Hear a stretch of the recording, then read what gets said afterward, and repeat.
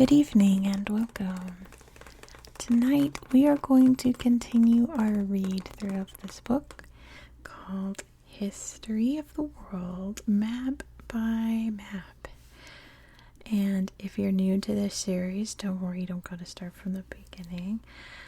What I do is that I go in totally blind. Usually when I do books, I read them a couple weeks in advance just to make sure they're okay and figure out how I want to present them. I have not read any of the pages that we're going to read tonight, so we're going to learn together. But first, I want to tell you about my favorite scent of Dossier perfume. It's called Fruity Jasmine. It is springtime. It's in full bloom here in Reno. And I'm told, because I'm a new resident in Nevada, that spring does not last very long until summer hits. So I am enjoying the springtime as much as I can. And I've been wearing Fruity Jasmine pretty much every day because it's so perfect with this season. Let me tell you, the top notes here are mandarin, green leaves, and sweet pea. The middle notes are jasmine, ylang, champacha, and peach. And the base notes are sandalwood, plum, and musk. Lots of things in there that I love the smell of. But if you don't know, what's special about Dossier perfumes is that a lot of their perfumes mimic the scents of other very notable, very expensive designer perfumes. This one in particular smells just like J'adore by Dior. Very fancy. The thing is, though, that if you know your perfumes, they're so expensive. J'adore costs about $118 per bottle. This will cost you $39. It's so worth it. Can you tell how much I've used? It's kind of hard to show you.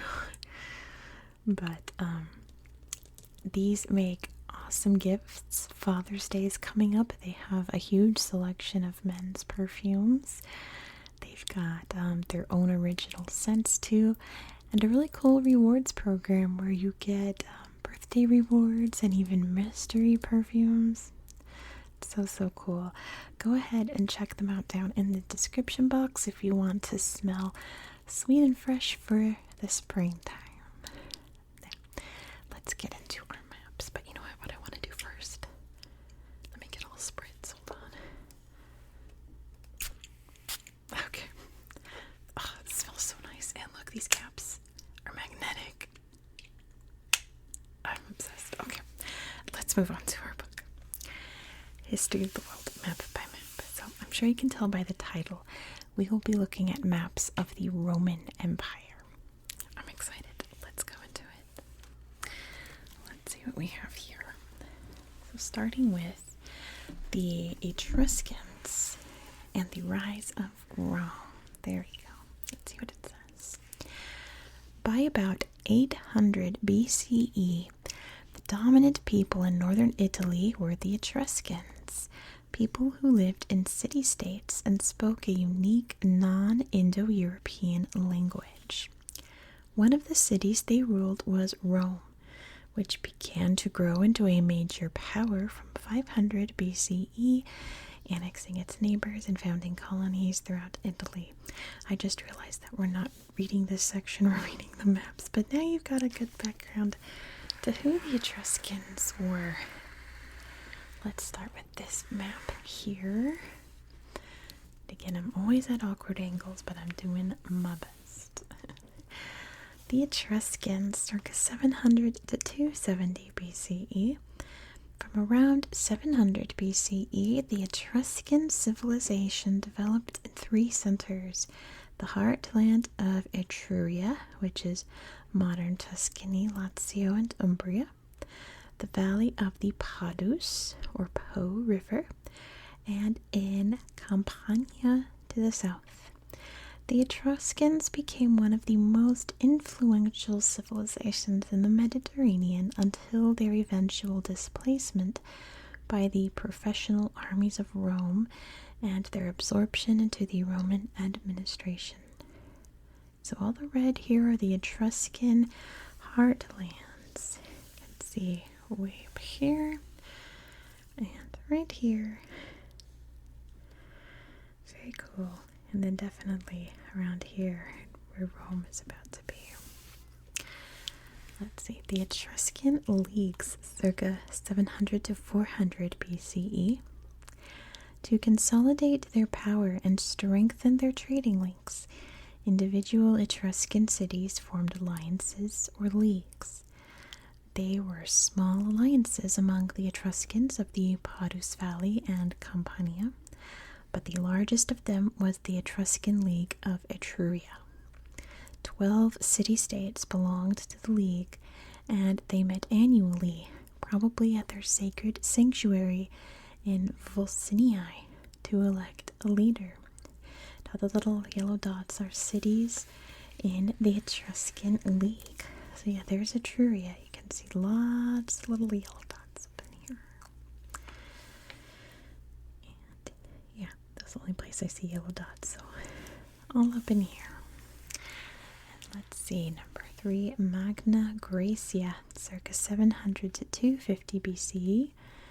Much of southern Italy was occupied by Italic-speaking peoples such as the Sabini and the Samnites, but there were also Greek colonies in the south and in Sicily. The Greek presence was so strong that the Romans called the area Magna Graecia, or Greater Greece. Greek cities such as Naples and Syracuse were very powerful and brought Greek culture, including the Greek alphabet, to Italy.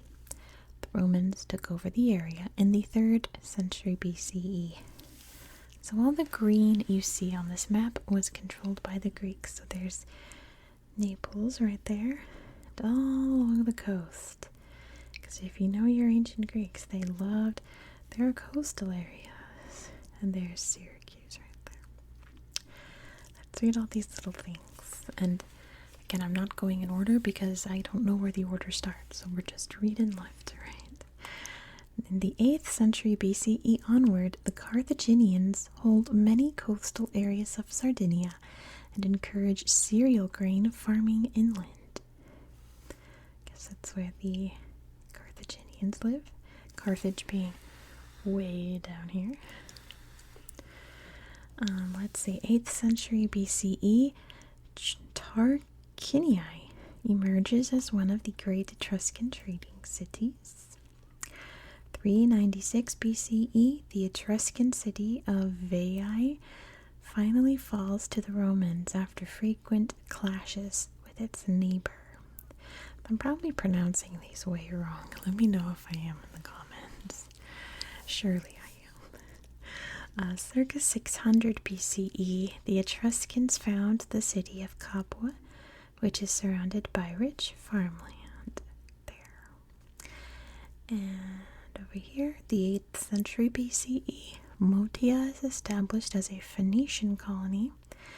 It later becomes a key Carthaginian center on Sicily.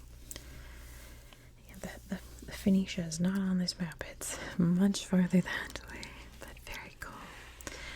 And here in circa 734 BCE, Syracuse is colonized by Greeks from the area around Corinth and forms alliances with Corinth and Sparta. So very early ancient Italy here. Let's see what happens next once Rome gets a lot more power. Here we go. The founding of Rome, 753 to 509 BCE. There we go. Legend tells that Rome was founded in 753 BCE by the twins Romulus and Remus. Archaeological evidence suggests that its origins lie in a number of prehistoric villages near the Tiber, which expanded and eventually joined to form the city. The original local inhabitants merged with the Etruscans to produce a powerful city that formed a republic in 509 BCE and began to expand its territory soon afterward. can see here the dashes are the Roman territory when the Republic was established. I don't see any dashes. Do you? Because I don't see any at all. Oh, there. It's not large, is it? I was thinking it was going to be one of these like big colored areas. It's just this area is what Rome controlled when it became Rome, you know. Very interesting. Next, citizen colonies 500 to 150 BCE. To consolidate its control of conquered territory and to secure strategic locations, Rome planted colonies across Italy. These colonies generally had about 300 Roman citizens and their families, each of whom was allocated a plot of land confiscated from the defeated locals. These colonies were often set up at existing cities as a kind of garrison rather than being independent cities. So the red dots are Roman colonies. The white dots are just other little towns. You can see many of the colonies kind of in this central like shin of the boot right there. Lots of different ones and lots of little white dots all throughout the area there. And lastly, we have Latin colonies from 350 to 100 BCE. Not all colonists retained their rights as full Roman citizens. Some were given the same status as the inhabitants of Latium, who had earlier been conquered by Rome.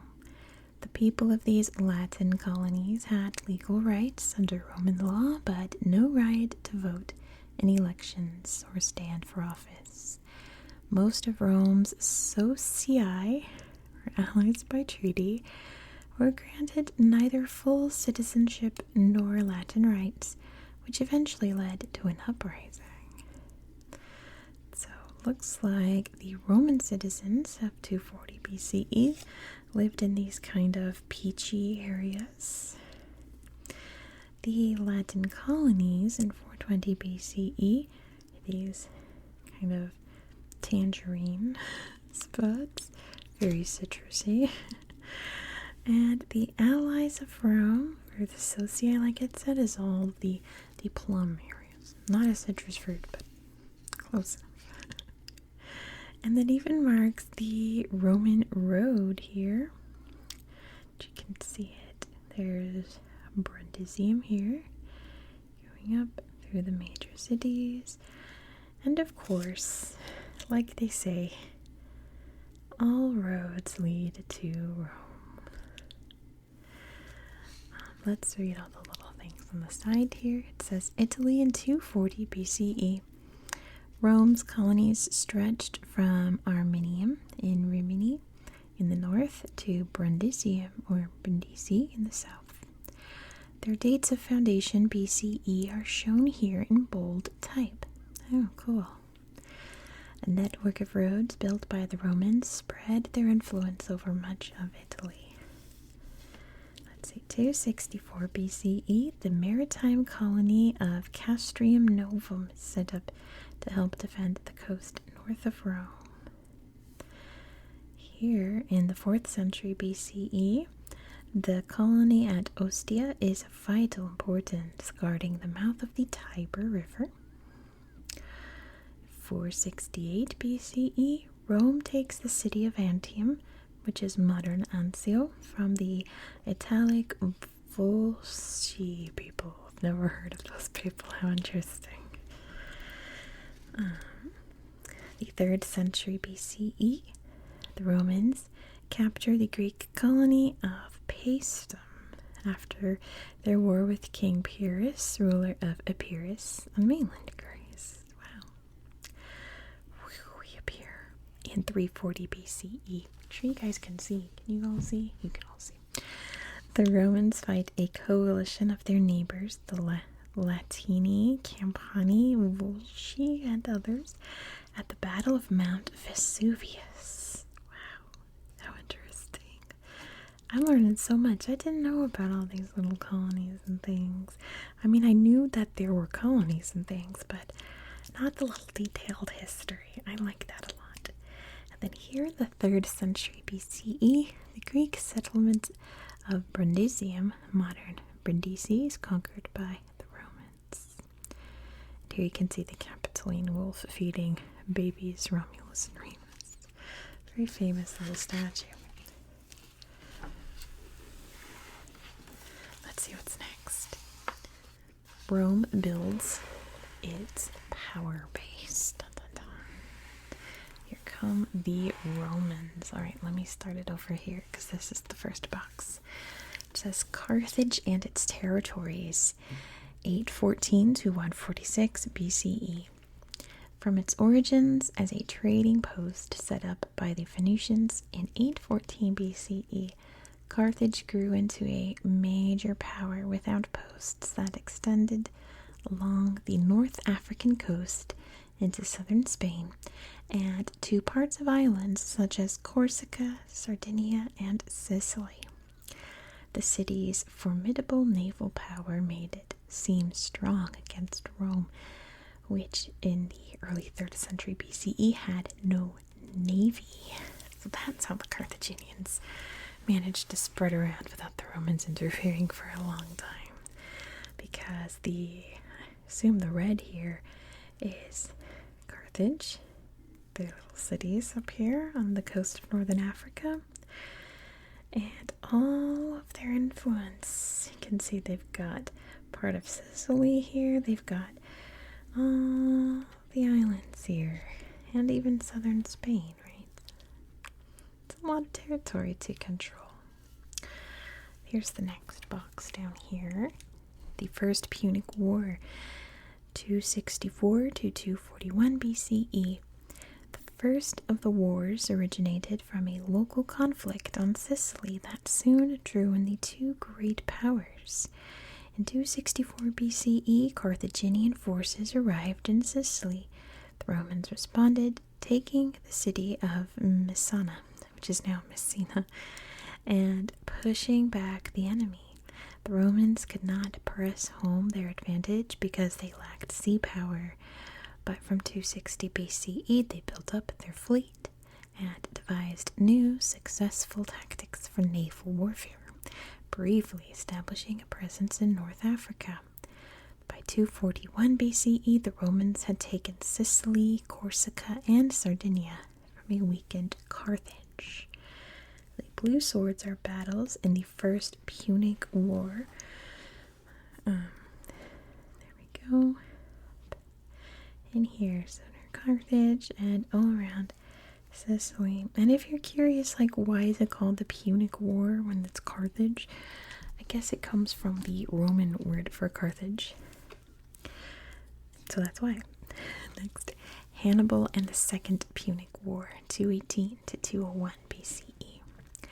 After the First Punic War, Carthage increased its influence in Spain, and in 218 BCE, their general Hannibal took Saguntum, a city under Roman protection. Hannibal's army then marched over the Alps, winning in northern Italy before heading for Rome. Another Carthaginian force led by Hasdrubal followed, but was defeated by Rome. Hannibal could not take Rome without reinforcements and returned to defend Carthage. So let's see Hannibal's path. Up in Spain here. Looks like they landed here. Carthago Nova. They went this way a little bit. And then up through the Alps here. Here we go, up through the Alps. And we'll read out the little boxes, as you know. They got kind of a wonky here, trying to figure out what to do about Rome. And then just headed back, it looks like. And Hasdrubal is the pink arrow. So Hasdrubal, his brother-in-law, I think it was, went all the way around and got defeated here. The purple swords are battles in the Second Punic War.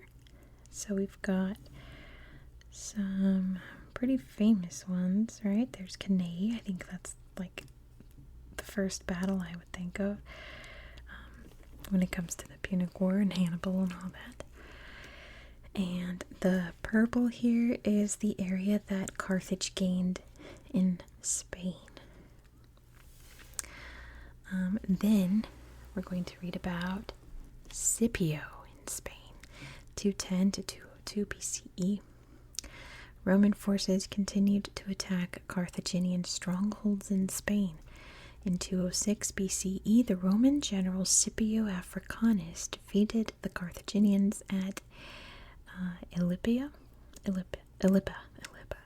forcing them to leave Spain. He sailed to Africa in 204 BCE to pressure the Carthaginians into agreeing to peace terms, but they were reneged because it's the Carthaginians. They don't really surrender until they have to. Right? Spoilers. Hoping to overcome Scipio in battle, the two sides fought at Zama in 202 BCE. Carthage was defeated and then surrendered and had to give up its Mediterranean islands to Rome and pay a war indemnity. So Scipio is this arrow. So like, okay, hold on. Scipio is this arrow. This is Scipio going back through Spain to get back what was needed. So I'm guessing that's this too. And then over here too, to Zama. Because yes, then we have these kind of like maroonish swords. Is that battle? Then the third Punic War, because you can't tell us Carthaginians what to do, from 149 to 146 BCE, when Rome refused to stop its ally Numidia from raiding Carthage's borders, Carthage went to war in defense. The Carthaginians agreed to surrender when Rome sent an army in 149 BCE, but revolted against Rome's increasing demands, especially that the city be moved inland. Rome launched a siege that the Carthaginians resisted for 2 years. Can't tell the Carthaginians what to do. Until Roman commander Scipio Aemilianus captured the city in 146 BCE and utterly destroyed Carthage. Yeah, so you can see Numidia is right here.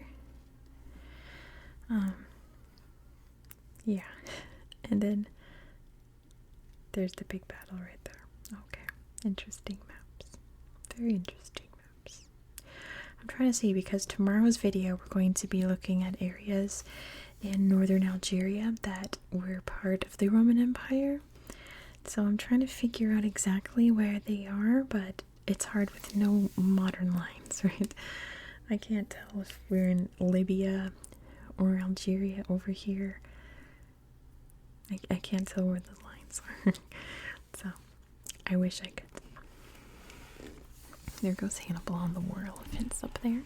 Very famously, he took those elephants. And you know what that means on my channel. I gotta get Topple the elephant. Whenever elephants are mentioned, Topple's around. So, let's get some. I'm gonna rub his trunk on the mic. Makes a great sound. Because Hannibal very famously took his war elephants over the Alps. The Alps.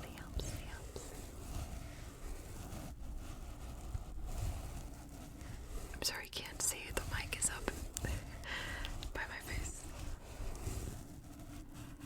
I should have a double cam. Anyway. And then I'm gonna rub his ears like this by the mic. Oops. Okay. His right ear is not rubbing.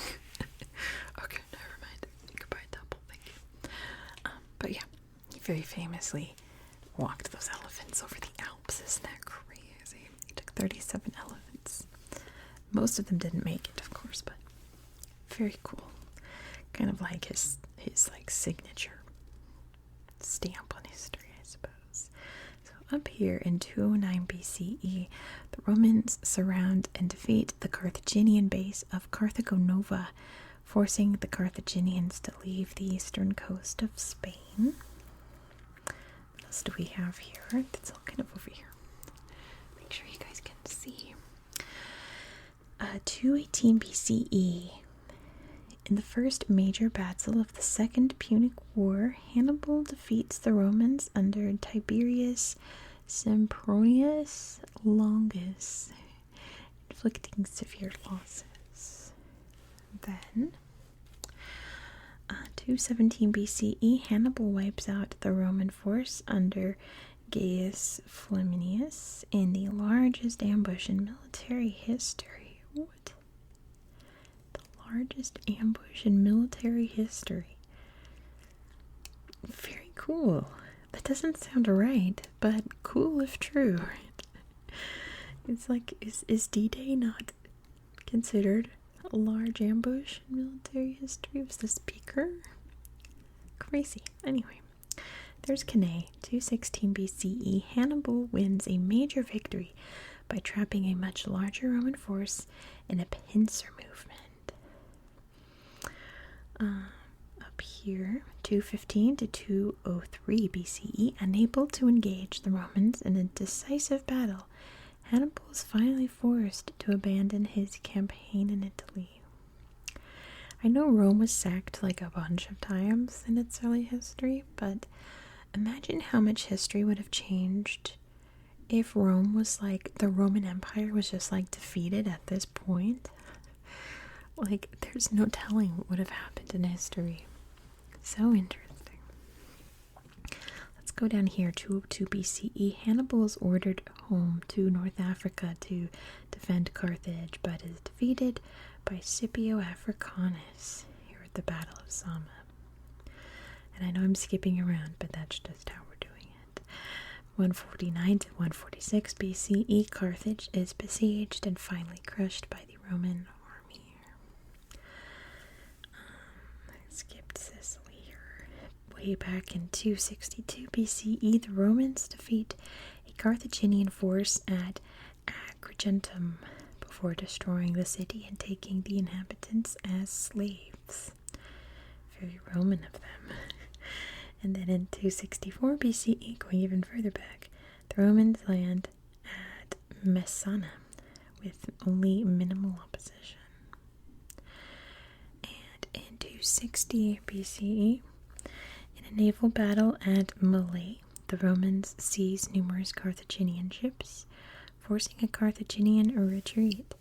And remember, this was like their first big naval expedition attack, battle plan. So amazing.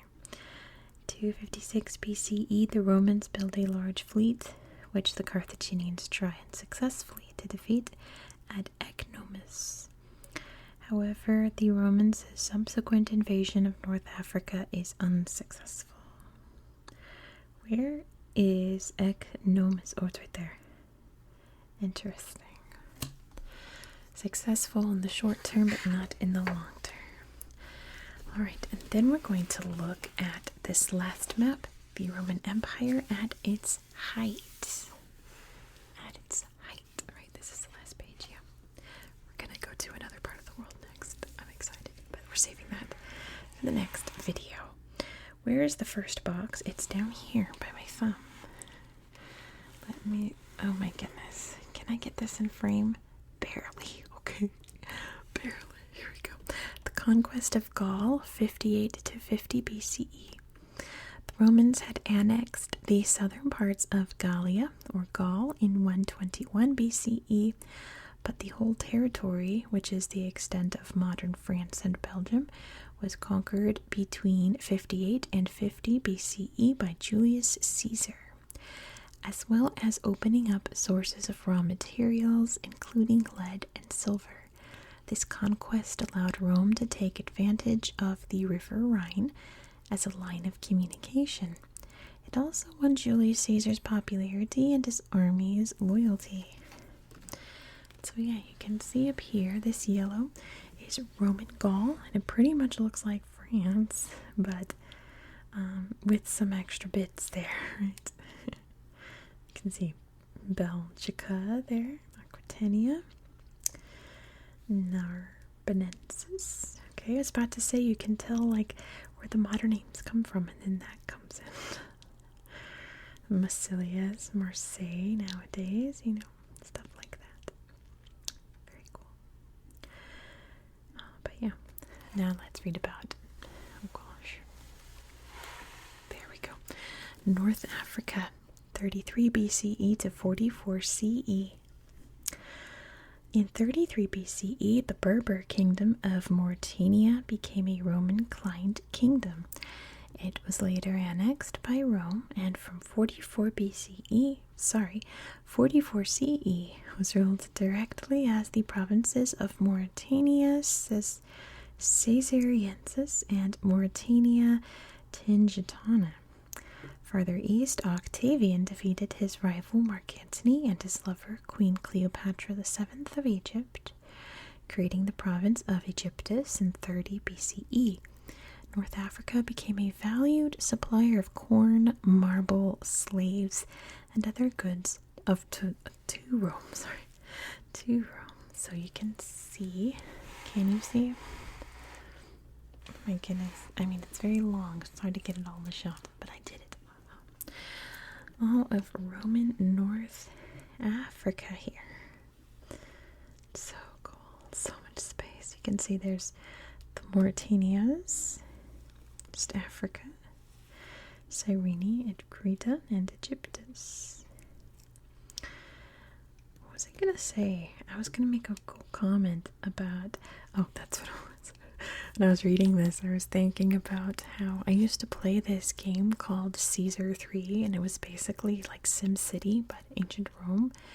And the best way to play, like the easiest route, was to pick a North African colony to start in, because your farms would thrive. There was little conflict, pretty much no conflict, and you could just like go crazy with building your town. Because like nothing was in your way, and you would have tons of money, and it was so easy to trade. It was like North Africa was like the cheat code. Like pick your area in North Africa and the game's a breeze. Pick it anywhere else and you're fighting people while trying to farm. That's funny.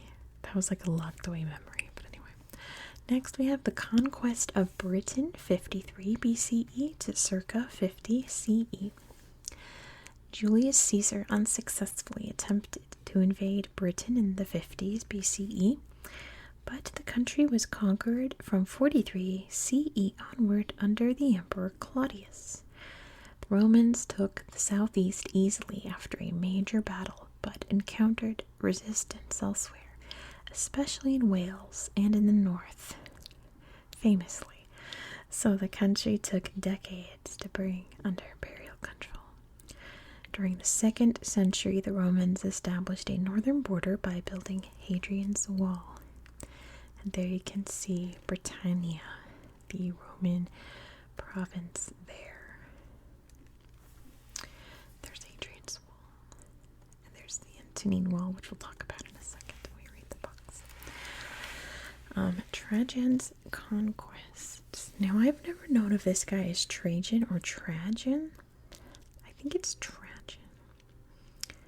But it just doesn't sound Roman to me. I'm sure that's his name, but it just doesn't sound like a Roman name. Anyway, his conquests were from 98 to 117 CE. The Emperor Trajan sought to expand the empire, especially in the east, with conquests in Dossier and Nabatea, which became the province Arabia. Trajan then restored a client king in Armenia, who had been deposed by the Parthians. In 113 CE, he sacked Ctesiphon, the capital of the Parthian Empire, which was a territory previously ruled by the Persians and Seleucids, bringing Mesopotamia under Roman control. So these are the areas he conquered. Here you can see there's Arabia, and pretty much all of like Mesopotamia here. this area where you can see Armenia heading up into the Caucasus. And you can see where the Parthian Empire stops right there, right? They got conquered. And look, there's Dossier right there. Alright, and then we have the Roman-Parthian Wars, 113 to 193 CE. Trajan annexed parts of the Parthian Empire in 113 CE, both to defend Rome's client kingdom Armenia and to consolidate the eastern frontier. Trajan's successor Hadrian reversed this move and set the boundary of the empire back at the Euphrates. The Parthians, however, again tried to take Armenia, prompting a Roman counterattack in 161 CE. The Romans sacked the capital Ctesiphon again in 197 CE. The Romans were good at. Okay, I can't wait to get onto all these little boxes. Or the little notes around here, because there's got to be some good stuff here. Let's just start over here while we're here. 68 BCE, right there. The Roman leader Pompey besieges Jerusalem, defeating the Jews and making Judea into a client kingdom. Judea, right there. Can you hear the train in the background? Anyway, 1st century CE, the city of Antioch is rebuilt by the Romans, who see it as an eastern capital. There's Antioch. So I grew up in a town called Antioch in California, and with our Californian accent, we pronounce it Antioch. Like, you won't find a single Californian calling it Antioch. It's Antioch. So I have to force that T out of my mouth to make myself say Antioch. Antioch. This is Antioch. Over there in California, that's Antioch. Spelled the same, but it's California accent. Let's see, 17 CE, Cappadocia becomes a Roman province under Emperor Tiberius. It's Cappadocia. Let's slide the book over. 27 BCE, the ancient Greek city of Ephesus is made capital of the province of Asia by Augustus. There's Ephesus, and look, here's Asia. I guess that's why they call this area Asia Minor, right? Little Asia, because it used to just be called Asia. How interesting. 31 BCE, Octavian defeats Mark Antony and Cleopatra at the Battle of Actium, giving Rome control of Egypt. That's where Actium's located. I skipped Alexandria down here. Let's see what it says. 80 BCE, the city of Alexandria formally passes into Roman hands. It remains an important center for shipping grain across the Mediterranean. Let's see what happens next. Up there's what used to be Carthage. 49 to 44 BCE, the city of Carthage, destroyed during the Punic Wars, is rebuilt by the Romans. It becomes an important granary of the empire, or as people always say, it's the breadbasket, right? The breadbasket of Rome. Yeah, very easy to play Caesar 3. Just start in North Africa. Easy game. No conflict. Lots of grain. 1st and 2nd century CE, the Romans gradually absorbed Spain into the empire, assimilating local tribes and putting down rebellions. Oh, here you can see Lusitania, Baetica. Interesting. Over here, 121 BCE, Gallia Narbonensis, which is now Languedoc and Provence, becomes the first Roman colony in France. Narbonensis. Here's the Antonine Wall. Circa 142 CE, the Romans extend the northern frontier to the Antonine Wall before withdrawing later back to Hadrian's Wall. In 9 CE, Rome loses territory south of the Elbe after a defeat by Germanic tribes right here. That'll come back to bite them. What's happening over here? What does these little symbols mean? What box did I miss? It's a major naval base, says the key up here. Very cool. Right there. guess they could sail up that way. 58 BCE, Julius Caesar reaches the River Rhine. The river becomes the Roman Empire's northern frontier. I think I got all of them. So cool. See, I love maps like this where it's just like super zoomed out. Like the zoomed in maps we had of Italy were really cool. Learned a lot. But like I feel like there's so much more to look at and explore on super zoomed out maps. There's so much to look at. All the little colonies. Dalmatia, Thracia, Noricum, Italia, of course. So cool. I could look at this forever, but I'm going to end it here for tonight. Thank you so much for watching. I hope that you found this video relaxing and educational, and I really hope that you have a good night. Good night. Good night.